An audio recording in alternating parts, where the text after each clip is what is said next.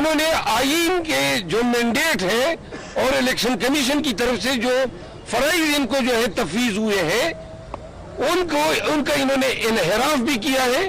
ان کا کام تھا free fair اور ٹرانسپیرنٹ الیکشن کرانا. یہ کس چیز میں لگ گئے ہیں؟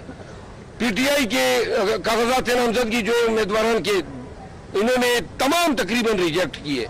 تو لہٰذا 2 ریٹرننگ آفیسر کو بھی اگر سزا ہو جاتی, کوئی جرمانہ لگ جاتا, آگے ابھی اور کام ہونے ہیں. انہوں نے ابھی پولنگ اسکیم کے ساتھ مذاق کرنا ہے, انہوں نے ابھی ڈیوٹیوں کے ساتھ ایک ہیوک پلے کرنا ہے, انہوں نے ابھی اور ڈرامے کرنے ہیں.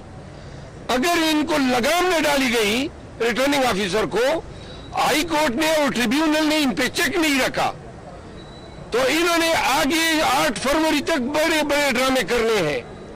تو لہٰذا اس کا واحد علاج یہ تھا کہ ان پہ جرمانے عائد ہوتے ہیں. انہوں نے ان کے تمام آرڈرز جو ہے ہائی کورٹس نے اڑا دیے.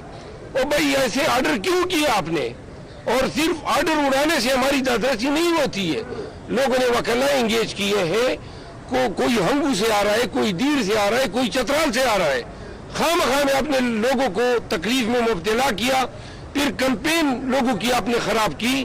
وہاں علاقوں میں یہ خبریں پھیلا دی کہ جی فلاں تو نااہل ہو گئے, جبکہ نااہل آپ کی غلط بدنیتی پر مبنی احکامات کی وجہ سے ہوئے. Thank you.